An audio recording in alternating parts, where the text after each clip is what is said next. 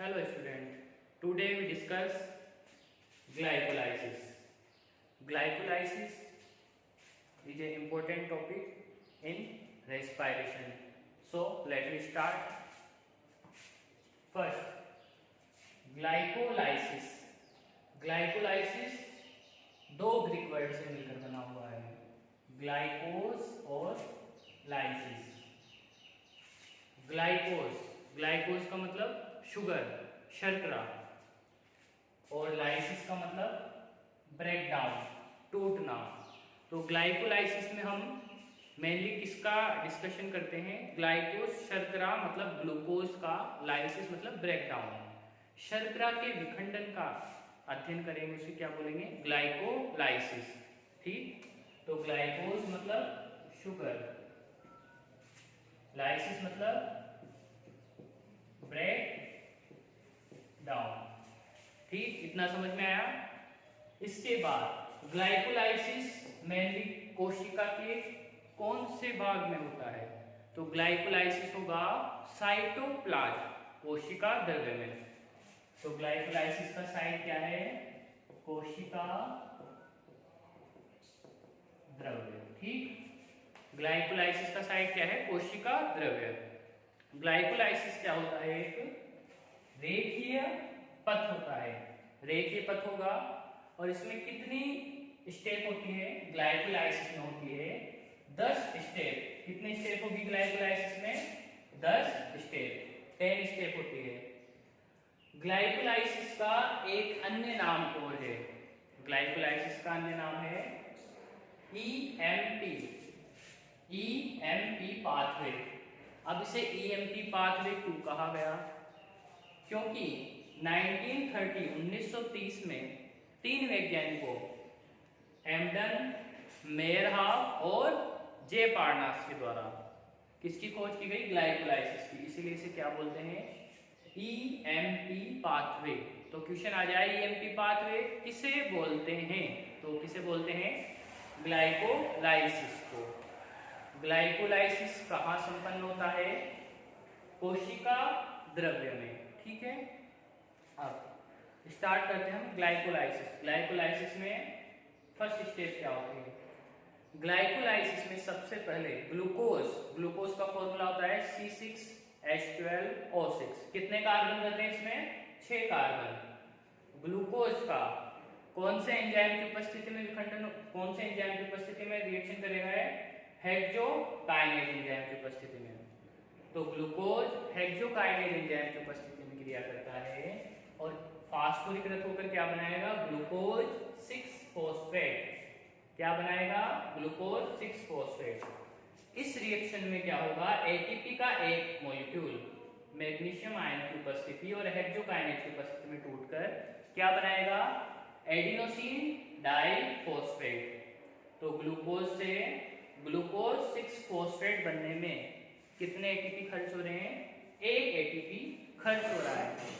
फिर उसके बाद ग्लूकोज का समावर्ती क्या होता है? फ्रक्टोज। फ्रक्टोज में भी कार्बन क्या रहेंगे? C6H12O6। तो ग्लूकोज 6 फॉस्फेट कौन से एंजाइम के द्वारा?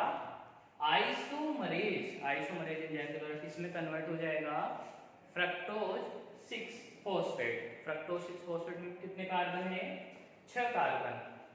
अब ये फ्रक्टोज 6 फॉस्फेट फोस्फोफ्रक्टोकाइनेज PFK, फोस्फोफ्रक्टोकाइनेज एंजाइम के द्वारा किसमें कन्वर्ट हो जाएगा? Fructose 1,6 diphosphate. फ्रक्टोज 1,6 डाइफॉस्फेट में कन्वर्ट हुआ तो कितने एटीपी खर्च हुए? 1 एटीपी का मॉलिक्यूल टूटा। किसकी उपस्थिति में? मैग्नीशियम आयन की उपस्थिति में। क्या बना? Adenosine diphosphate. तो ग्लूकोज किसमें बदला? ग्लूकोज 6 फॉस्फेट, 1 एटीपी खर्च हुआ यहाँ पर। फ्रक्टोज 6 फॉस्फेट किसमें बदला? फ्रक्टोज 1,6 डाइफॉस्फेट में। कितना एटीपी खर्च हुआ? 1 एटीपी। तो यहां तक कितने एटीपी खर्च हो गए? 2 एटीपी। ठीक है, फिर फ्रक्टोज 1,6 डाइफॉस्फेट जिसमें कितने कार्बन है? 6। यह एल्डोलेज एंजाइम के द्वारा क्या होगा, दो भागों में डिवाइड हो जाएगा, मतलब ब्रेक डाउन हो जाएगा। ठीक, इसमें 3-फॉस्फोग्लिसरेल्डिहाइड और dihydroxy acetone phosphate, it means DHAP। तो जो इसको अपन शॉर्ट में क्या बोल देंगे, PGAL, डाइहाइड्रोक्सी एसीटोन फॉस्फेट को क्या बोलेंगे, DHAP। इसमें थे 6 कार्बन, ये बराबर बराबर दो भागों में टूटा, तो कितने कार्बन रह जाएंगे, इसमें 3 कार्बन और इसमें भी 3 कार्बन। PGAL और DHAP आपस में क्या होते हैं, समावयवी, मतलब आइसोमर। तो ये आइसोमरेज एंजाइम के द्वारा एक दूसरे में क्या होंगे, इंटर कन्वर्टेबल, यानी एक दूसरे में अंतर परिवर्तित हो सकते हैं। अब H3PO4 के द्वारा जो 3PGAL है, ये किसमें कन्वर्ट हो जाएगा, 1,3-डाइफॉस्फोग्लिसरेल्डिहाइड, 1,3-डाइफॉस्फोग्लिसरेल्डिहाइड में कन्वर्ट हो जाएगा। 1,3-डाइफॉस्फोग्लिसरेल्डिहाइड में कितने कार्बन हैं, 3 कार्बन, और इसके कितने मॉलिक्यूल बनेंगे, 2 मॉलिक्यूल। यह ध्यान रखने वाली बात है कि इसके कितने मॉलिक्यूल बनते हैं, 2 मॉलिक्यूल। कितना समझ में आया। अब जो 1,3-डाइफॉस्फोग्लिसरेल्डिहाइड है वो किसकी सहायता से, डिहाइड्रोजिनेज एंजाइम है।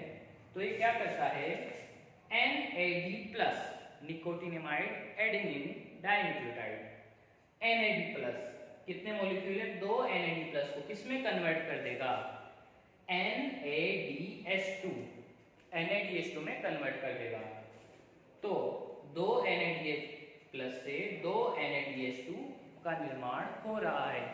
यहां तो क्या हो रहा था, ATP यूज, यहां ATP यूज, यहां पर क्या हो रहा है, NAD+ से NADH2 का फॉर्मेशन हो रहा है। एक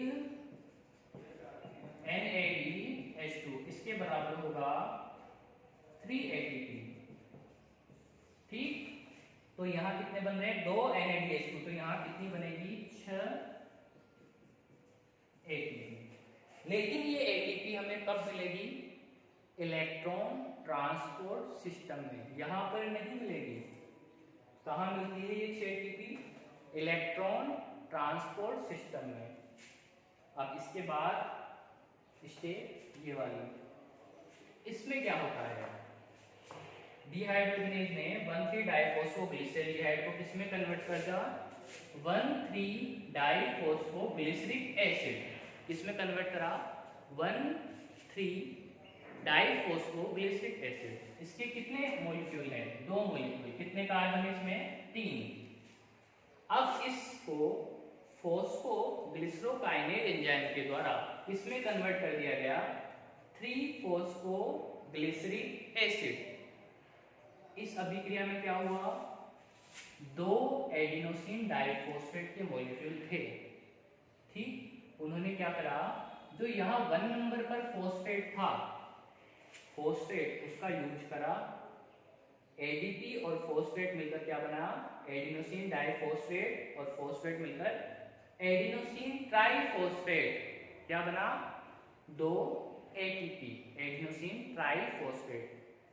ये जो 2 ATP हैं ये हमें ग्लाइकोलाइसिस में प्राप्त हो जाते हैं। क्यों, और इसको क्या बोलते हैं, सबस्ट्रेट लेवल फास्फोराइलेशन, क्रियाधार स्तरीय फास्फोराइलेशन। इतना समझ में आया। फिर अब यहां से एक फॉस्फेट हट गया तो क्या बचा, ट्रिक ये याद रखिए ना, ये हटते ही 3 पर बचा, 3-फॉस्फोग्लिसरिक एसिड। समझ में आ गया। अब 3-फॉस्फोग्लिसरिक एसिड किसके द्वारा, फॉस्फोम्यूटेज। अब म्यूटेज एंजाइम का काम क्या होता है, जो फॉस्फोरस ग्रुप है उसकी स्थिति को बदल देना। तो अब यहाँ पर क्या था, 3 नंबर पर फॉस्फोरस था, वो अब कहां पर आ जाएगा, 2 नंबर पर। तो यहाँ 3-फॉस्फोग्लिसरिक एसिड था, वो किसमें कन्वर्ट हो गया, 2-फॉस्फोग्लिसरिक एसिड। 3 फॉस्फोग्लिसरिक एसिड किसमें कन्वर्ट हुआ, 2 फॉस्फोग्लिसरिक एसिड। ठीक, अब जो 2 फॉस्फोग्लिसरिक एसिड है वो इनोलेज एंजाइम के द्वारा किसमें कन्वर्ट हो जाएगा, फॉस्फोइनोल पायरुवेट। 2 फॉस्फोग्लिसरिक एसिड किसमें कन्वर्ट हुआ, फॉस्फोइनोल पायरुवेट। अब ये phosphoenol pyruvate pyruvic kinase enzyme है, ठीक, उसके द्वारा किसमें कन्वर्ट हो जाता है, पायरुविक एसिड। पायरुविक एसिड क्या होता है, ग्लाइकोलाइसिस का मुख्य उत्पाद। ये क्वेश्चन बहुत बार मेडिकल के एग्जाम में, अदर एग्जाम में, सब में पूछा गया है। ग्लाइकोलाइसिस का मुख्य उत्पाद क्या होता है, पायरुविक अम्ल। या फिर ग्लाइकोलाइसिस के अंतिम उत्पाद में कितने कार्बन होंगे, तो कितने कार्बन होंगे, 3 कार्बन। कितने कार्बन होंगे, 3 कार्बन। अब देखो, जो फॉस्फोइनोल पायरुवेट से पायरुविक अम्ल बना, तो इसमें क्या हुआ, 2 एडिनोसिन डाइफॉस्फेट से क्या बना, 2 एडिनोसिन ट्राइफॉस्फेट। तो यहां पर भी क्या हो रहा है, सबस्ट्रेट लेवल फास्फोराइलेशन। कितने एटीपी बने यहां पर, 2 एटीपी। ठीक, अब ग्लाइकोलाइसिस में सबस्ट्रेट लेवल फास्फोराइलेशन से हमें कितने एटीपी प्राप्त हुए, SLP से कितने प्राप्त हुए, 2 एटीपी तो यहाँ और 2 एटीपी यहाँ, तो 2 + 2 कितने एटीपी प्राप्त हुए, 4 एटीपी। तो अपन को क्या प्राप्त हुए, ठीक। लेकिन कितने खर्च हो गए, अब खर्च की स्टेप याद रखना है, ये भी इंपॉर्टेंट है। खर्च कितने हुए, खर्च हुए 1 एटीपी, यहाँ खर्च हुआ 1 एटीपी खर्च, तो यहाँ लिख देंगे -2 एटीपी। तो net gain of glycolysis, glycolysis का नेट गेन यानी कुल प्राप्ति कितनी है, नेट प्राप्ति कितनी हो गई, 2 एटीपी। ये इंपॉर्टेंट है, ग्लाइकोलाइसिस का नेट गेन कितना है, 2 एटीपी। और ये 6 एटीपी कब मिलेंगे अपन को, ये 6 एटीपी मिलेंगे जब अपन किसमें जाएंगे, ETS, electron transport system. Electron transport system कहाँ चलता है, माइटोकॉन्ड्रिया की इनर मेम्ब्रेन में, ठीक, तो यानी पेरी माइटोकॉन्ड्रियल स्पेस में, ठीक है। तो अब अपन ये 2 एटीपी याद रखना है। तो ग्लाइकोलाइसिस में नेट गेन कितने होते हैं, 2 एटीपी। फर्स्ट क्वेश्चन ये बनता है। सेकंड क्वेश्चन, ग्लाइकोलाइसिस कहाँ होगा, कोशिका द्रव्य में। Second question. Third question, glycolysis में कितने पद होते हैं, तो कितने पद हैं, ये भी है क्वेश्चन है, कितने पद हैं, 10 स्टेप होती है, 10 स्टेप। ग्लाइकोलाइसिस में ग्लूकोज से क्या बनता है, पायरुविक एसिड। ये क्वेश्चन हो गया।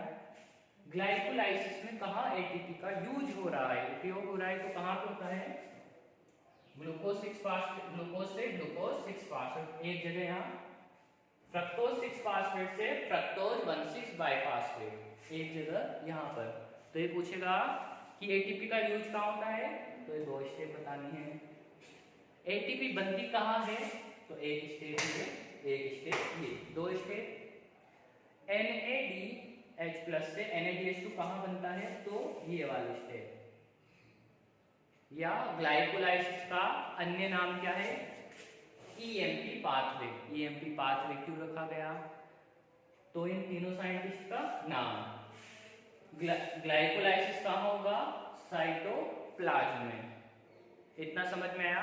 अब इसके बाद नेक्स्ट क्या होगा, लिंक रिएक्शन और क्रेब्स साइकिल, वो पार्ट सेकंड में देखेंगे अपन, ठीक है। Thank you.